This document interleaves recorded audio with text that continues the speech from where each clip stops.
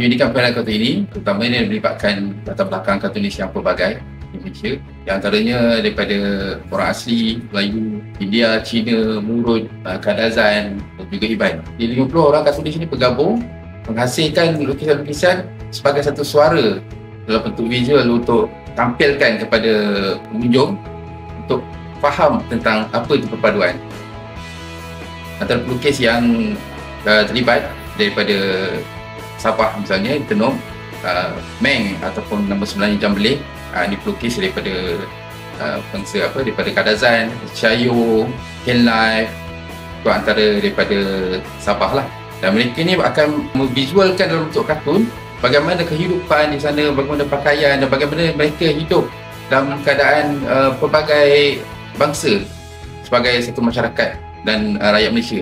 Kita ada lagi kartunis daripada bangsa India, iaitu Danos dan Kavi. Kita ada kartunis daripada bangsa Cina, iaitu Mr. Weng Wah, Johnny Ong. Kita ada pelukis daripada orang asli, itu kanak-kanak sekolah rendah nama Nelly.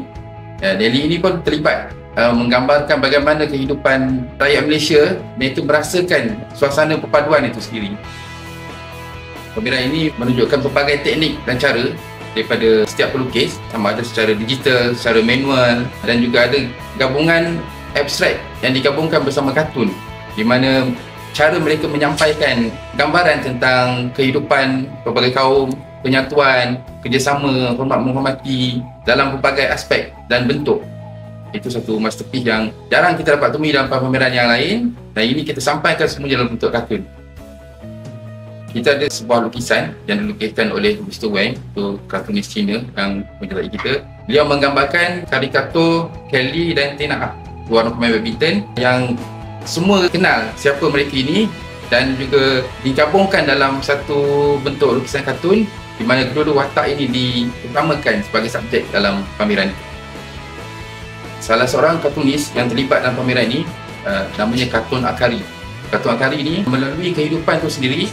Daripada umur dia 4 hingga 8 tahun, Kartun Akari ini seorang Melayu, tapi kehidupan dia tinggal di sebuah kampung di mana ada 2 keluarga Melayu saja di situ. Selainnya adalah daripada jiran-jiran Cina dan India.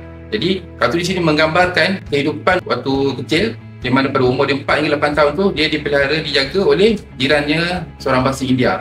Dan jiran ini menyuapkan nasi ke mulut kartunis Kartun Akari ini dan menghantarnya ke sekolah agama dan menunggu sehingga habis sekolahnya. Ini akan dipamerkan, divisualkan dan ada cerita dan boleh dibaca untuk penonton dan pengunjung yang hadir lah. Kartun ini menyampaikan pandangan, perspektif mereka daripada kehidupan seharian, daripada perbualan, percakapan, dipindahkan dalam bentuk lukisan daripada segi watak, daripada segi pakaian, daripada segi makanan, minuman, juga perkongsian kehidupan seharian.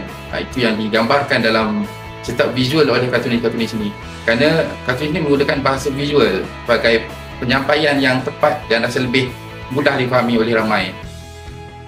Seni ini sangat luas, jadi ada disampaikan dalam bentuk tulisan, disampaikan dalam bentuk lagu, muzik. Tapi bagi kartunis dengan kemahiran yang ada, inilah peluang kartunis ini menyampaikan apa yang mereka rasa daripada dalam hati mereka tentang apa itu perpaduan, apa pentingnya kita sebagai rakyat Malaysia, sembilan bangsa bersatu, bekerjasama, hormat menghormati, menjarakkan perbezaan agama maupun bangsa itu sendiri.